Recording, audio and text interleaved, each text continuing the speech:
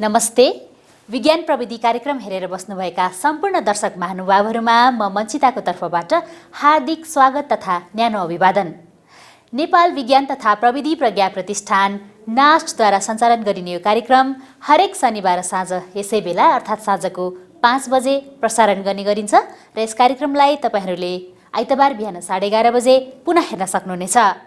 दर्शकवृन्द, यहाँहरूलाई थाहै छ यस कार्यक्रममा हामीले विज्ञान तथा प्रविधिसँग सम्बन्धित विषयवस्तुहरूलाई समेट्दै आएका छौँ। अब लगौँ आजको सामग्रीहरूतर्फ।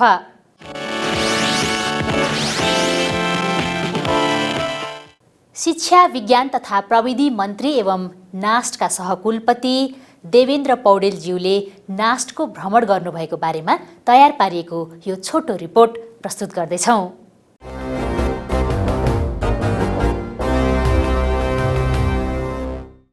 विभिन्न समयमा नास्टका अभिभावक एवं सहकुलपतिले नास्टको भ्रमण गर्ने क्रममा यसपालि नवनियुक्त माननीय शिक्षा विज्ञान तथा प्रविधि मन्त्री एवं नास्टका सहकुलपति श्री देवेन्द्र पौडेल पद बहाली पश्चात पहिलो पटक यही मङ्सिर 6 गते नास्ट भ्रमणमा आउनुभएको थियो। उहाँ लगायत माननीय शिक्षा विज्ञान तथा प्रविधि राज्य मन्त्री बोधमाया कुमारी यादव तथा शिक्षा विज्ञान तथा प्रविधि मन्त्रालयका सचिव सुरेश आचार्यलाई नास्टमा एक कार्यक्रम गरी स्वागत गरिएको थियो। कार्यक्रममा निर्देशन सहितको मन्तव्य व्यक्त गर्दै माननीय शिक्षा विज्ञान तथा प्रविधि मन्त्री देवेन्द्र पौडेलले नास्टले जनताको पहुँचसम्म पुग्ने किसिमका गतिविधिहरूलाई अझ धेरैभन्दा धेरै अघि बढाउनु पर्ने सुझाव व्यक्त गर्नुभएको थियो।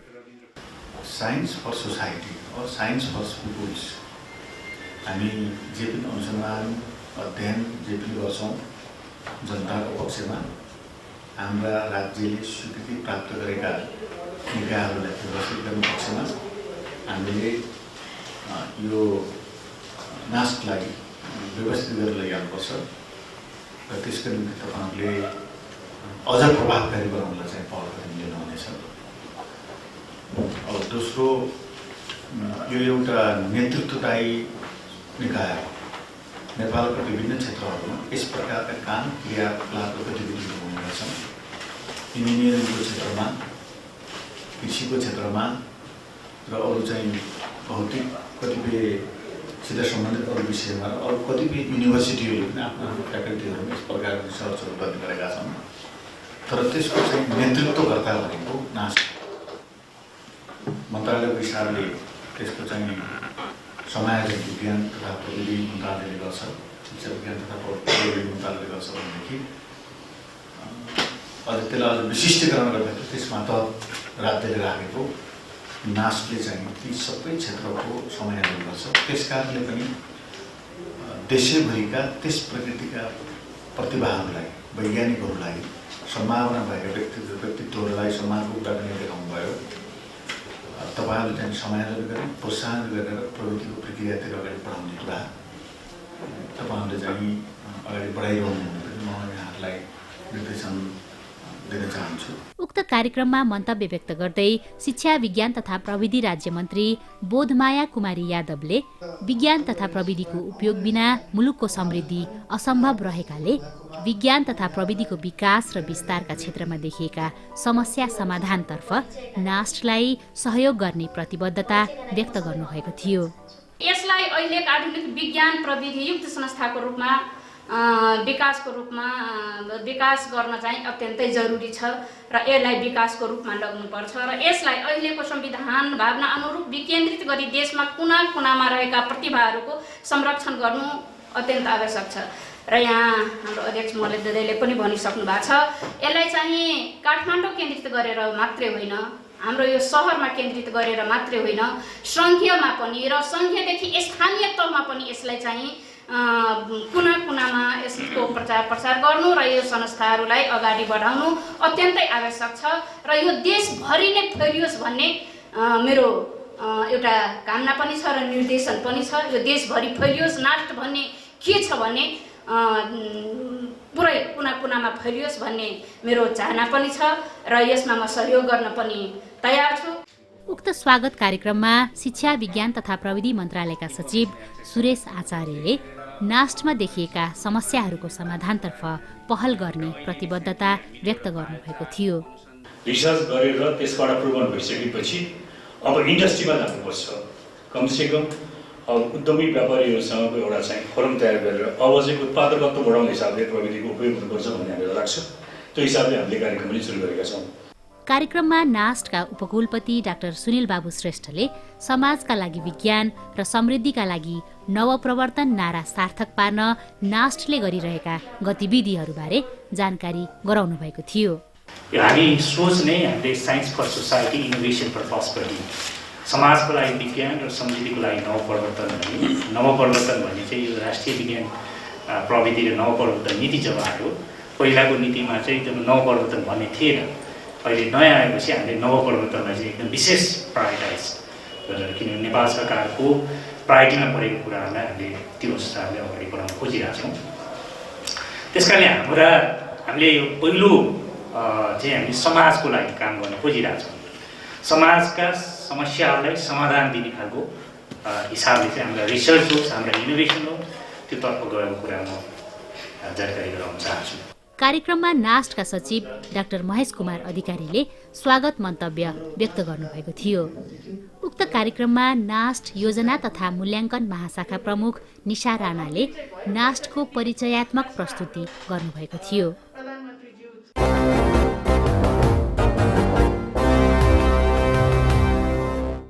वैज्ञानिक अनुसन्धान तथा जानकारीहरू जनतासम्म पुर्याउने महत्त्वपूर्ण माध्यम हो विज्ञान पत्रकारिता। विज्ञानका सूचना तथा सामग्रीहरू सम्प्रेषण गर्दा के कस्ता कुरामा ध्यान दिनुपर्छ त? विज्ञान लेखन कसरी गर्नुपर्छ भन्ने बारे नास्टले मकवानपुरको हेटौडामा कार्तिक 28 देखि 30 गतेसम्म विज्ञान लेखन तालिम कार्यक्रमको आयोजना गरेको थियो। सोही तालिम कार्यक्रम बारेको कुराकानी सहितको रिपोर्ट प्रस्तुत गर्दैछौँ अबको पालोमा।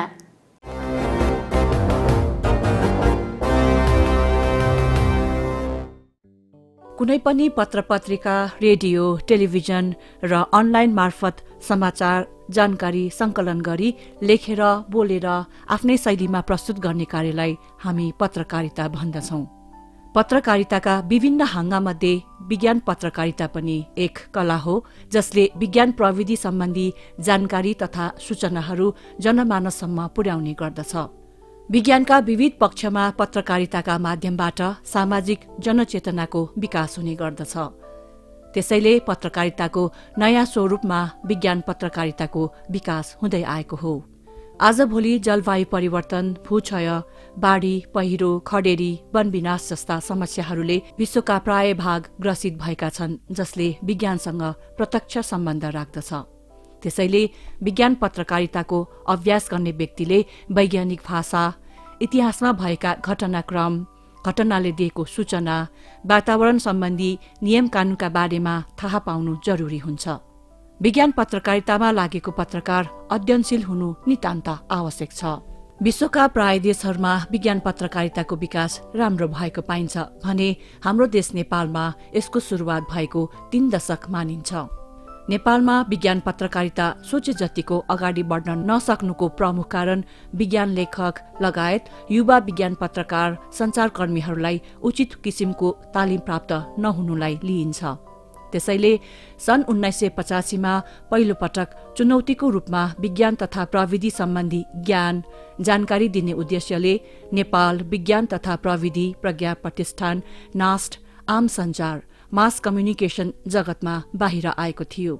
साइन्स पपुलराइजेसन प्रोजेक्टको नामले प्रचलित नास्टको उक्त परियोजनाले गर्दा नै हालको विज्ञान पत्रकारिता सम्भव भएको हो। त्यस पश्चात नास्टले अनवरत रूपमा विज्ञान प्रविधि सम्बन्धी जानकारी, वैज्ञानिक ज्ञानहरूलाई विभिन्न सञ्चार माध्यमबाट प्रचार प्रसार गर्दै आएको छ। तर अझै पनि यस क्षेत्रको विकासमा विभिन्न समस्याहरू रहेका छन्।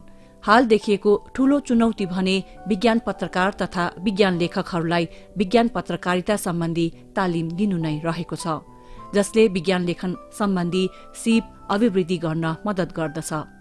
पत्रकारहरूले विज्ञानका तथ्यहरूलाई सही ढंगले त्रुटि नगरिकन सत्य तथ्य जाँच गरी त्यसको परिमार्जन गरी नेपाली जनमानसले बुझ्ने सरल भाषामा सम्प्रेषण गर्न सकुन् भन्ने उद्देश्यका साथ नास्टले नेपालको वैज्ञानिक अध्ययन अनुसन्धानका दृष्टिकोणबाट महत्वपूर्ण रहेको मकवानपुर जिल्लाको हेटौडामा 3 दिने विज्ञान लेखन तालिम कार्यक्रमको आयोजना गरेको थियो।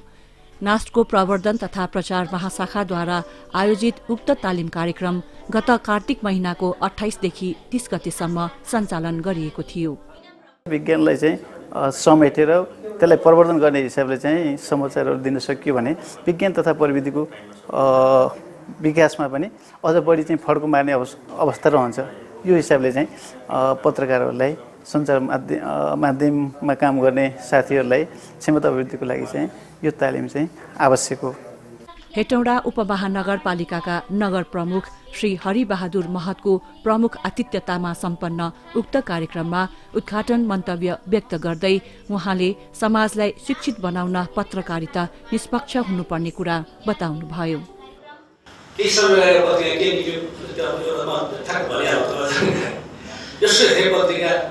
बोलेरो पिकअप छ, बाटो खत्तम, बोलेरो पिकअपै पढ्न लागेको छ, मेयरज्यू बाटो यस्तो छ के हो यो भनेर लेखेको छ माथि हेडिङ।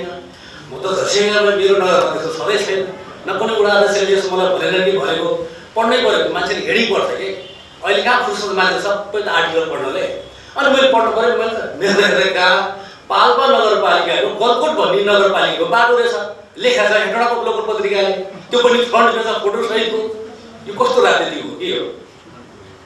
हेटौडाको पत्रिका त्यो पत्रिका त्यहाँ पुग्छ, पाल्पा त पुग्दैन थियो। फेरि पछिबाट के निक्ल्यो भने हेटौडा बजारमा ई रिक्सा र अटोले अस्तव्यस्त स्थानीय तह निरीह भनेर लेखेको छ। त्यहाँ के लेखिन्छ पत्रले? ट्राफिक जिल्ला कार्यालय छ, यहाँ छुट्टै कार्यालय छ, त्यो कार्यालयले ट्राफिक व्यवस्थापन गर्ने हो। त्यसलाई नगरपालिका के गर्नुपर्छ? ठाउँ दिन सक्छ, सहजीकरणको भूमिका खेलिन सक्छ। त्यो जहिले पनि तयार छु म। ट्राफिक व्यवस्थापनको गाह्रो भइसकेको तैँले मैले बैठक बोलाएको छु। कहिले काहीँ यस्तो किसिमको चाहिँ होला त कुनै आशा कार्य लेखेर ल्याएको त्यो पत्रिकाले त्यसो लेख्नु। नास्टका सचिव डाक्टर महेश कुमार अधिकारीको सभापतित्वमा सम्पन्न उक्त कार्यक्रममा प्रशिक्षक एवं वरिष्ठ पत्रकार श्री केदार शर्माले स्वागत मन्तव्य व्यक्त गर्नुभएको थियो। त्यसैगरी मकवानपुर पत्रकार महासंघका अध्यक्ष श्री मणिराज गौतमले विभिन्न विधाहरूमा तालिम हुने गरेको तर विज्ञान लेखन तालिम हेटौडामा पहिलो पटक भएको बताउँदै उक्त तालिमले नयाँ जोश र जागरका साथ विज्ञान लेखनलाई सहयोग पुग्ने अपेक्षा रहेको औल्याउनुभयो। विज्ञानको लेखनमा जति पनि आविष्कारहरू भएका छन् त्यसका कति कुराहरू चाहिँ हामीले लेख्दाखेरि पनि गलत हुन सक्छ। त्यसकारणले गर्दाखेरि विज्ञानभित्र आविष्कार भएका कुराहरू विज्ञानले भनेका केही शब्दका अर्थहरू अलि अरू अर्थ पनि लाग्न सक्छ। त्यसकारणले पत्रकारिता हामीले गर्दाखेरि चाहिँ ती कुराहरूलाई पनि ध्यान दिनुपर्छ र हामीले यसरी चाहिँ विज्ञानको पत्रकारिता गर्नुपर्छ भनेर जुन हेटौडामा यहाँहरूले नास्टले जुन एउटा कार्यक्रम ल्याइदिनु हो मलाई लाग्छ हेटौडाका 22 जना सञ्चारकर्मीहरू त्यो तालिममा सहभागी हुनुभएको छ। 22 जना सञ्चारकर्मीहरूले यहाँ सिकेर आगामी सञ्चार क्षेत्रमा विज्ञान लेखनको गतिशीलतालाई अगाडि बढाउनुहुन्छ भन्ने मैले अपेक्षा राखेको छु। सोही क्रममा बागमती प्रदेश पत्रकार महासंघका उपाध्यक्ष श्री रूपेश दुलालले विज्ञान पत्रकारितामा जनशक्ति त्यति तयार नभएको हुनाले उक्त तालिमबाट बढीभन्दा बढी लाभान्वित हुँदै विज्ञान क्षेत्रको पत्रकारिता अझ तथ्यपरक हुने आशा रहेको बताउनुभयो। यो कार्यक्रमले चाहिँ हामीलाई के गर्दछ भनेदेखि विशेष गरी उहाँहरूले यो कार्यक्रम यहाँ आयोजना गर्नुभयो, उहाँहरूप्रति हामीले आभार व्यक्त गर्दा हाम्रा साथीहरूले पनि के गर्नुपर्छ भने यो 3 दिनको अवसर उहाँहरूले आफ्नो ठुलो लगानी र समय खर्च गरेर यहाँ आइपुग्नु भएको छ।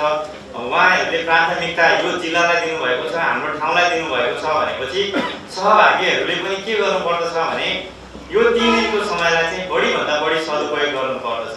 उक्त कार्यक्रममा नास्टका सचिव डाक्टर महेश कुमार अधिकारीले कार्यक्रमको संश्लेषण सहित समापन मन्तव्य व्यक्त गर्नुभएको थियो। यी विज्ञान भन्ने शब्द चाहिँ हाम्रा परापूर्वकालदेखि नै चलिआएका शब्द हुन्। त्यस हुनाले यो शब्दलाई हामीले अँगाल्दै आएका छौँ। अहिलेसम्म साइन्टिफिक एजमा पनि यसलाई हामीले लिएकै छौँ। त्यस हुनाले यो बहुत ठुलो शब्द हो। यो शब्दलाई चाहिँ हाम्रो पत्रकार बन्धुहरूले बडो मनन गर्नुपर्ने स्थिति छ। यसलाई चाहिँ बडो राम्रोसँग कसरी आयो भन्ने कुरो हामीले केलाउनु पर्ने भएको छ। त्यस्तै गरेर लेखन अर्थात् यो लेख र खनन हामी जुन भन्छौँ है, उत्खनन अथवा खन्ने है, यो शब्दहरूलाई पनि खन्ने काम गर्ने हो। अर्थात् शब्दहरूको पनि हामीले चाहिँ केलाउनु पर्ने काम हो। त्यस हुनाले यी शब्दहरू नै हामीले केलाएर एउटा वैज्ञानिक तरिकाले जुन हामी लेख्छौँ त्यसलाई लिपिबद्ध गराउँछौँ, त्यो नै लेखन कार्य। त्यस हुनाले यो कार्य पनि बडो विचार गर्नुपर्ने हुन्छ। कहाँ गएर गल्ती हुन्छ, कहाँ चाहिँ गल्ती हुँदैन भन्ने कुराहरू हाम्रा विज्ञान लेखन साथीभाइहरू हुनुहुन्छ, पत्रकारहरू हुनुहुन्छ अथवा चाहिँ विद्वानहरू हुनुहुन्छ, उहाँले बडा केलाएर चाहिँ यसलाई लेख्नुपर्ने हुन्छ। उक्त 3 दिवसीय तालिममा पत्रकारहरूले प्राप्त गरेका विज्ञानका सूचनाहरू तथ्यपूर्ण छन् वा छैनन्, केलाएर तथ्यपूर्ण नभएकालाई हटाउने वा सच्याउनेतर्फ ध्यान पुर्याउनु पर्ने बताइएको थियो। विज्ञानले भनेका कुराहरू समय ठाउँ अनुसार फरक पर्न नहुने र ध्रुव सत्य अर्थात् युनिभर्सल हुनुपर्ने कुरामा जोड दिइएको थियो। सबैभन्दा धेरै कुरो चासो राख्ने अनि पढ्दाखेरि अहिलेको संसारमा जति धेरै सूचना पाउन सजिलो छ, दुःसूचना गलत सूचनाहरूबाट प्रभावित हुन पनि त्यति नै सजिलो छ। हामी समाचारका उपभोक्ता, पाठक, श्रोताहरू पनि जे पायो त्यही पत्याइदिन्छौँ हैन। युट्युबमा अनाधिकृत हिसाबले दिएका कुराहरू एकदम धेरै पपुलर हुने, भाइरल हुने लोभमा गरिएका जेसुकै कुराहरू पनि पपुलर भइरहेछन्। कुनै पनि म चाहिँ व्यक्तिगत जीवनमा के गर्छु भने हामी सबै रेस्टुरेन्टको खाना खाँदैनौँ भने सबैले दिएका समाचार पढ्नु पनि पर्दैन। हामी मुखबाट खाने खानेकुराहरू चाहिँ जोगिएर सावधान भएर खान्छौँ भने आँखाबाट खाएर दिमागमा राख्ने खानेकुरा या बौद्धिक खुराकका लागि हामी अझ बढी सावधान हुनुपर्छ।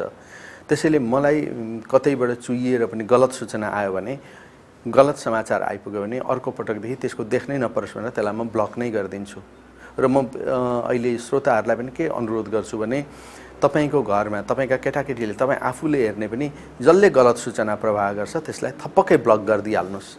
त्यसो गऱ्यो भने गलत सूचना प्रवाह गर्नेहरूलाई सुरुमै हामीले निरुत्साहित गर्छौँ। अनि जसले राम्रोसित पढेर चित्त बुझ्ने गरी वैज्ञानिक अवधारणाहरूमा आधारित रहेर समाचारहरू दिएको छ उनीहरूलाई प्रोत्साहित गर्नुहोस्, लाइक गरिदिनुहोस्, उनीहरूलाई जसरी प्रोत्साहित गर्न सकिन्छ त्यो गर्नुहोस्। हाम्रो पनि दायित्व छ।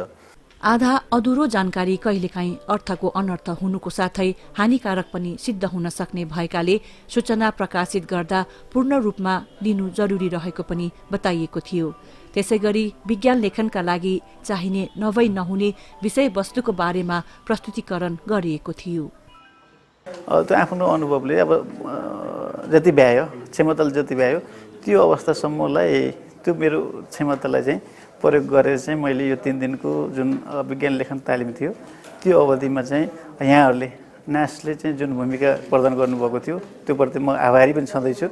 त्यो भूमिकामा रहेर मैले चाहिँ खास गरी अर्को हाम्रो चाहिँ वरिष्ठ पत्रकार केदार शर्मा सर हुनुहुन्थ्यो, उहाँको एउटा सहयात्री भएर मैले विज्ञान के हो है, विज्ञानलाई कसरी बुझ्ने, विज्ञानको परिभाषा के हो, अनि विज्ञानको पनि ज्ञान के हो, ज्ञान र विज्ञानमा के फरक हो, सूचना के हो है, तथ्याङ्कहरू के हुन्, अनि विज्ञानलाई कसरी बुझ्ने भन्ने विषयहरूलाई चाहिँ केन्द्रित गरेर र अनि विज्ञान लेखनमा अब अरू साधारण लेखन र विज्ञान लेखनमा के फरक छ है, हामीले चाहिँ अब यो बढी प्राविधिक हिसाबले प्रयोग गरेर प्राविधिक जुन विधिहरू चाहिँ जुन साइन्टिफिक राइटिङको विधिहरू छ त्यो विधि प्रयोग गरेर चाहिँ हरेक न्युजहरूमा सन्देशहरूमा जान सक्ने अवस्था त छैन।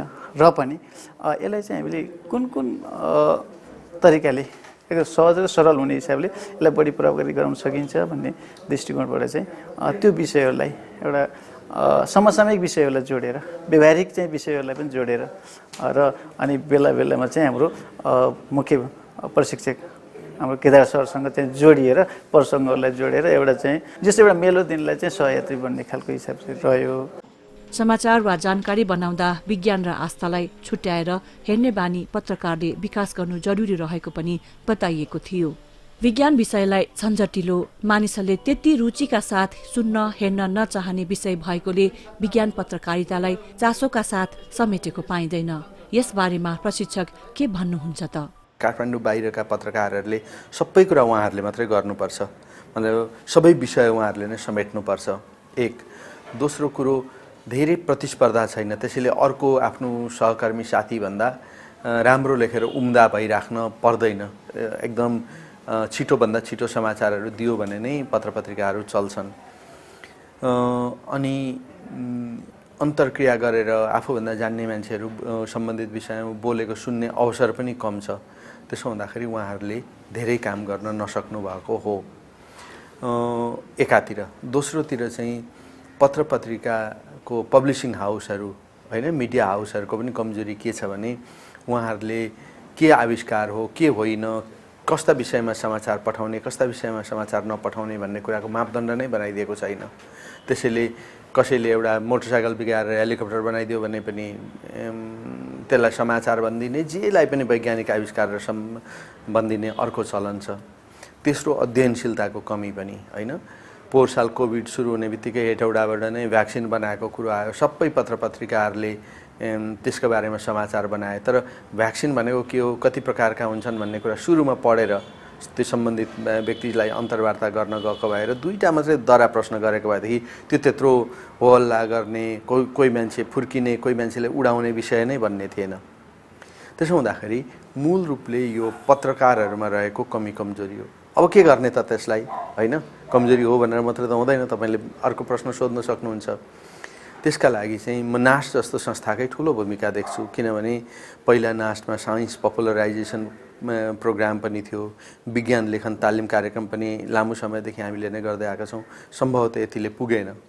अब चाहिँ विज्ञानसित सम्बन्धित समाचारहरू भनेका के हुन् होइन, कसरी कभर गर्ने भन्ने जस्ता विषयमा चाहिँ सम्भवतः एउटा पुस्तक या पुस्तिका नै लेखेर आम संचार पढाइने विभिन्न कलेजहरूमा त्यहाँ पठाएर विश्वविद्यालयसित सम्पर्क गरेर पाठ्यक्रममा नै यस्ता विषय राखेर पनि काम गर्नुपर्ने हुन्छ। त्यसका लागि साँच्चै प्रोएक्टिभ भएर काम गर्नुपर्ने हुन्छ। उक्त तालिममा हेटौडाका 22 जना पत्रकारहरूको सहभागिता रहेको थियो। कार्यक्रमको अन्त्यमा नास्टका सचिव डाक्टर महेश कुमार अधिकारीले सहभागी प्रशिक्षार्थीहरूलाई प्रमाणपत्र प्रदान गर्नुभएको थियो। तालिमका बारेमा सहभागी सञ्चारकर्मीहरूको विचार यस्तो थियो। हामीले धेरै कुराहरू यसबाट सिक्न पायौँ र अत्यन्तै उत्तम पनि लाग्यो यो खालको ट्रेनिङ। एउटा हामीले चाहिँ कन्भर्सेसन र डिस्कस त्यो दुइटै एकै ठाउँमा भएको कारणले पनि अलिकति राम्रो लाग्यो मलाई चाहिँ। कतिपय ट्रेनिङहरू चाहिँ तपाईँको ट्रेनरले चाहिँ दिने र जुन पार्टिसिपेन्ट गर्नेहरू हुनुहुन्छ उहाँहरूको चाहिँ कुराहरू नसुनिने पनि हुनसक्छ, तर त्योभन्दा अलिकति फरक, अलिकति डिस्कसको हिसाबले चाहिँ हामी गयौँ। अनौपचारिक ढङ्गबाट ट्रेनिङ भइराख्दाखेरि चाहिँ केही न केही ज्ञानहरू लिन पायौँ। यसमा चाहिँ च्याउको विषयमा, वनस्पतिको विषयमा, विज्ञानसँग रिलेटेड र साइन्टिफिक कुराहरू चाहिँ अलिकति बेसी भएको कारणले हामीले यो कुराहरूलाई पनि पत्रकारिता जगतमा ल्याउनुपर्छ भन्ने खालको कुरा चाहिँ यसबाट हामीले 100% नै सिकेका हौँ। यो तालिमलाई अलिकति लम्बाइदियो, 2 दिन जति लम्बाइदिनु भएको भए हुन्थ्यो। यो तालिम 2 दिन जति लम्बाइदिनु भएको भए हामीलाई अझ प्रश्न सोध्ने मौका पाइन्थ्यो कि। अनि त्यसपछि म त नयाँ नै हो, यो मिडिया क्षेत्रमा त नयाँ नै छु। अनि समाचारको ढाँचालाई चाहिँ अलिकति यो विज्ञान सम्बन्धित समाचारको ढाँचा कसरी प्रस्तुत गर्ने त्यो विषयमा चाहिँ अलिकति गौर गरिदिनु भएको भए अलि राम्रो हुन्थ्यो जस्तो लाग्छ मलाई। विषयवस्तुमा चाहिँ आधारित छ, जुन वनस्पतिसँग सम्बन्धित धेरै ज्ञानहरू हासिल गर्न सक्यो होइन। अनि विज्ञानका पनि धेरै पाठहरू हुँदो रहेछन्, ज्योतिष विज्ञानदेखि भूगोल होइन, त्यहाँ सबै कुराहरूलाई चाहिँ समेटेर विज्ञानका कुराहरू चाहिँ सिक्यौँ। यसले हामीलाई चाहिँ अलि अगाडि बढ्नलाई यस्ता यस्ता पनि समाचारमा चाहिँ प्रस्तुत गर्न सकिन्छ है भन्ने कुरा चाहिँ उहाँहरूले चाहिँ हामीलाई जानकारी गराउनु भएको छ। एकदमै सही छ होइन। तालिमको समय अझै अलिकति बढाउनु पाएको भए चाहिँ राम्रो हुन्थ्यो कि भन्ने मेरो विचार हो।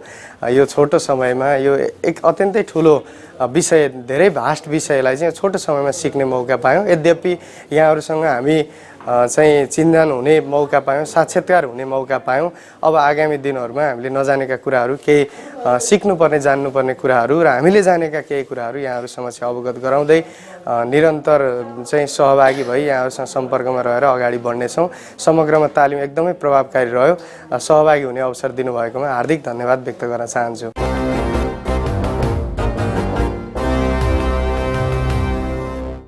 दर्शकवृन्द, तपाईहरूलाई आजको कार्यक्रम कस्तो लाग्यो? आफ्ना सुझाव तथा प्रतिक्रियाहरू हामीलाई अवश्य पठाउनुहोला।